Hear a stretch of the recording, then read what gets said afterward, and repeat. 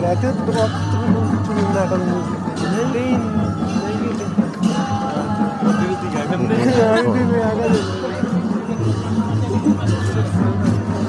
यस्तै छ पशुपतिको भिडभाड होइन।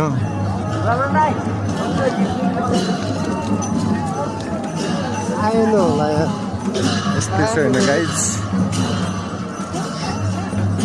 पशुपतिको भिडभाड होइन। यो चाहिँ अहिले राति होइन भनौँ, इभिनिङ 6 बजिसक्यो भनौँ।